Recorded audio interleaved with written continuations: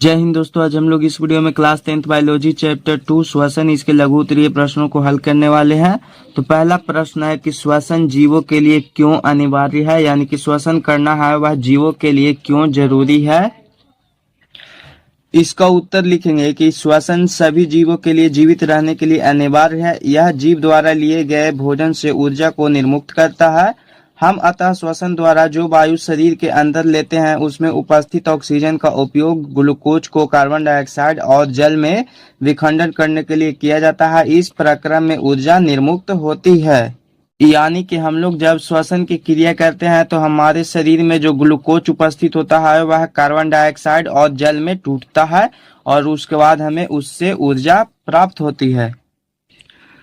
अगला प्रश्न है कि श्वसन की परिभाषा लिखें। इसका उत्तर लिखेंगे कि श्वसन वैश्विक क्रियाओं के सम्मिलित रूप को कहते हैं जिसमें बाहरी वातावरण से ऑक्सीजन ग्रहण कर शरीर की कोशिकाओं में पहुंचाया जाता है, जहां इसका उपयोग कोशिकीय ईंधन यानी कि ग्लूकोज का ऑक्सीकरण कई चरणों में विशिष्ट एंजाइमों की उपस्थिति में करके जैव ऊर्जा यानी कि एटीपी की ऊर्जा का उत्पादन किया जाता है तथा इस क्रिया से उत्पन्न कार्बन डाइऑक्साइड को फिर कोशिकाओं से शरीर के बाहर निकाल दिया जाता है। प्रश्न है कि संपूर्ण श्वसन की प्रक्रिया को समीकरण से दर्शाएं। यहाँ पे हमें इसका समीकरण भी लिखना है। तो इसका समीकरण कुछ इस प्रकार से है। तो C6H12O6 ये ग्लूकोज होता है और इसके साथ में जब ऑक्सीजन को हम लोग ग्रहण करते हैं तो उसके साथ में देख सकते हैं कि कार्बन डाइऑक्साइड गैस, जल तथा ऊर्जा का निर्माण होता है, यानी कि ये सभी चीजें हम लोगों को शरीर में प्राप्त होती है, यानी कि ऊर्जा के रूप में मिलती है। तो इसका समीकरण यही होता है। आप लोग लिखना चाहते हैं तो इस समीकरण को लिख लेंगे।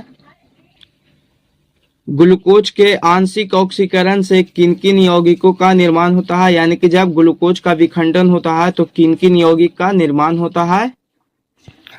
इसका उत्तर लिखेंगे कि ग्लूकोज के आंशिक ऑक्सीकरण से दो अणु पायरुवेट, एथेनॉल या लैक्टिक अम्ल तथा कार्बन डाइऑक्साइड जैसे कि CO2 एवं जल तथा ऊर्जा इत्यादि का निर्माण होता है। जैसे कि देख सकते हैं कि ये रहा यहाँ पे ग्लूकोज और ये यहाँ पे ऑक्सीजन है। तो इन दोनों का जब ये ऑक्सीकरण होगा इसका ये टूटेगा ग्लूकोज। तो इस प्रकार से देख सकते हैं कि कार्बन डाइऑक्साइड, जल तथा ऊर्जा ये सभी चीजों का निर्माण होता है। लगातार दौड़ने से व्यक्ति की पेशियों में दर्द क्यों होता है। इसका उत्तर लिखेंगे कि क्योंकि लगातार दौड़ने से हमारे शरीर में ऊर्जा की खपत अधिक होता है। इस दौरान ऑक्सीजन पर्याप्त मात्रा में घट जाती है, यानी कि हमारे शरीर में ऑक्सीजन की जितनी मात्रा चाहिए होता है उतना नहीं मिल पाता है। ऑक्सीजन के अभाव में हमारी पेशियों में पायरुवेट, लैक्टिक अम्ल का निर्माण होता है। यह लैक्टिक अम्ल अधिक मात्रा में हमारी पेशियों में संचित हो जाती है। इसी कारण लगातार दौड़ने से व्यक्ति की पेशियों में दर्द होता है। अगला प्रश्न है कि किण्वन किस प्रकार का श्वसन है, यह कहाँ होता है। इसका उत्तर लिखेंगे कि किण्वन एक अवायवीय श्वसन है। इसमें पायरुवेट का दो अणु बनता है। यह क्रिया कोशिका द्रव में होती है।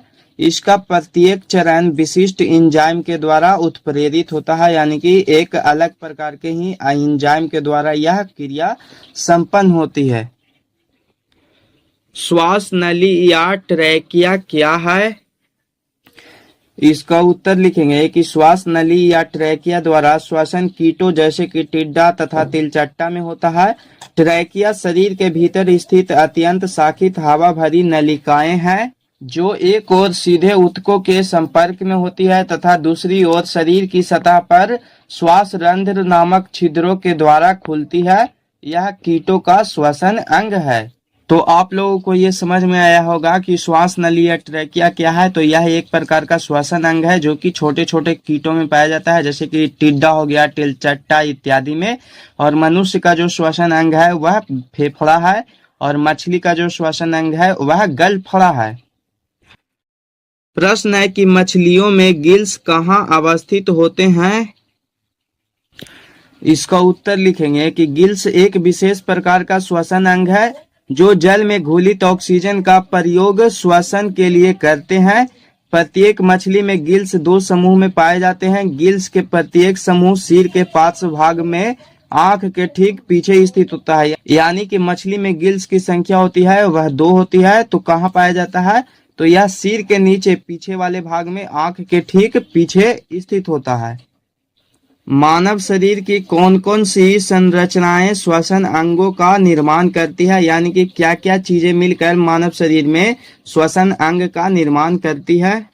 इसका उत्तर लिखेंगे कि मनुष्य में नासिका छिद्र, लैरिंक्स, ट्रैकिया या श्वास नली तथा फेफड़ा मिलकर श्वसन अंगों का निर्माण करते हैं। अब इसका लास्ट प्रश्न है कि श्वासोच्छ्वास क्या है। इसका उत्तर लिखेंगे कि श्वसन की दोनों अवस्थाएं प्रश्वास तथा उच्छ्वास का सम्मिलित रूप श्वासोच्छ्वास कहलाता है। नासिका द्वारा हवा को फेफड़े तक पहुंचाना है, जहां ऑक्सीजन रक्त कोशिकाओं में चला जाता है तथा रक्त से फेफड़े में आया कार्बन डाइऑक्साइड बची हवा के साथ बाहर निकल जाता है। इसी क्रिया को ही श्वासोच्छ्वास कहा जाता है। यानी कि नासिका के द्वारा जब हम लोग सांस को ग्रहण करते हैं तो वह फेफड़े में पहुंच जाता है और वहां से ऑक्सीजन के साथ मिल करके सभी कोशिकाओं में चला जाता है, और फिर वही गैस है जो कि पूरे शरीर से फिर फेफड़े में आता है, और उसके साथ में जो कार्बन डाइऑक्साइड गैस मिला होता है वह शरीर से बाहर निकल जाता है। उसी क्रिया को ही श्वासोच्छ्वास कहते हैं। यानी कि ऑक्सीजन गैस को ग्रहण करना तथा कार्बन डाइऑक्साइड गैस को बाहर निकालना ही श्वासोच्छ्वास कहलाता है। तो यहाँ पे सारे प्रश्न सॉल्व हो चुके हैं। तो मिलते हैं फिर हम लोग एक और नई वीडियो के साथ। तब तक के लिए जय हिंद, जय भारत।